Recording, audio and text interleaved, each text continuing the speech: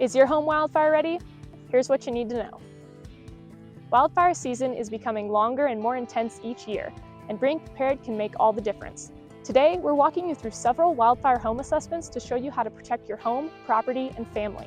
A special thanks to Mark Adams, the City of Flagstaff Wildland Community Risk Reduction Specialist, and Noah Baker, the City of Flagstaff Wildfire, Climate, and Community Health Specialist, for providing their expert advice and assistance. Okay, so I'm Mark Adams again, the Wildland Community Risk Reduction Specialist for the City of Flagstaff. And here we are at a typical Flagstaff home here in Coconino Estates. And we'll just walk around and start pointing out some things with this home so it'll give you an idea what you can do with your home.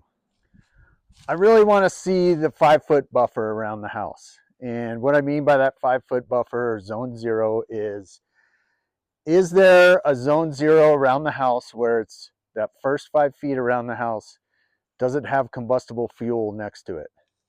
And on this house, once we get a little closer here, you can see that it has all these ivy vines growing right up to the structure and then actually up the structure. So this creates a watch out for me because all this is combustible. It's combustible right up to the house, and the siding in this part of the house is combustible as well, so it's wood siding. If this was brick or concrete or stucco, I wouldn't be as concerned, but since it is solid wood with solid combustible fuel right up to it, it poses a fire hazard for this house in the event of a wildland fire. If you look up in the attic up there, you could see that vent that leads into the attic space. That vent probably has a screen on it. My guess is that screen is too wide a mesh. You need to have metal screening on the inside of any vents that lead into the house that's at least 1/8 inch or better. It's as simple as just cutting this mesh and screwing it on the inside of any vent that leads into your home. Here's something that a lot of people don't think of: a wooden fence. Wooden fences can act like a wick to the home.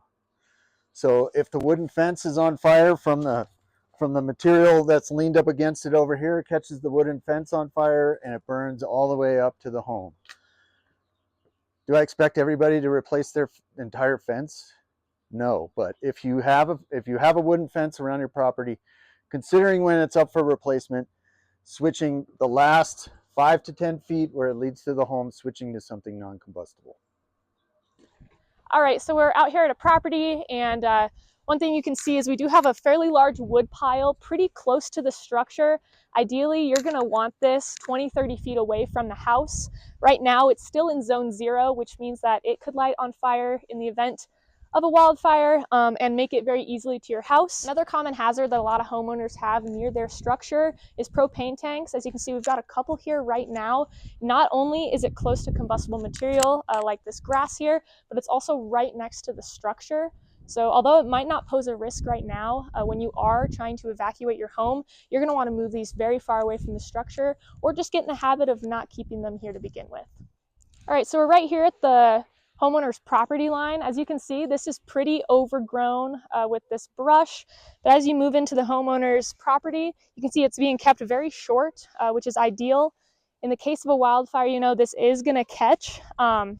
It's going to burn pretty quickly, but by the time it's going to reach this bare ground right here, it's going to stop and it's not going to get anywhere near the house. So if you do have some short stuff like this, don't worry too much about it. If you have that nice barrier between it and your house, you're going to be good to go. One thing this homeowner has done extremely well is creating a defensible zone around their house. We focus on the zone 0, the 0 to 5 foot range from your structure. But as you can see, this homeowner has done many times that. You can see it goes out 20-30 feet of non-combustible. They do have a couple of landscaped areas, but it's kept very well maintained, and they don't have to worry about all of this brush from past their property getting onto their property in the event of a wildfire. The 3 things that you should really be focusing on, and everybody can do, is raking all the material from around your home for that 5-foot buffer, making sure your roof is in good condition and free and clear, and the vents that lead into your home. Those 3 things are going to go a very long way. Here are the top 3 things to remember when preparing your home and property to reduce wildfire risk. 1. Install 1/8-inch metal screen mesh on all of your exterior vents.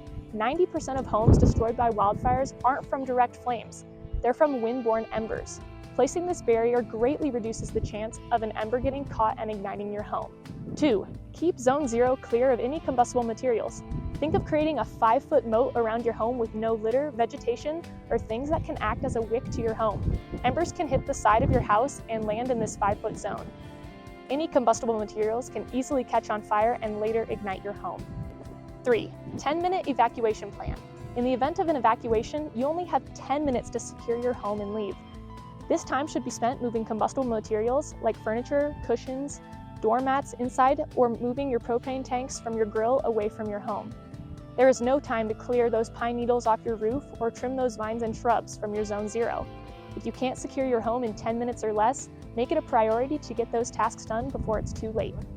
For more information on how to prepare and protect your home from wildfire events, visit the City of Flagstaff website and search Wildfire Preparedness.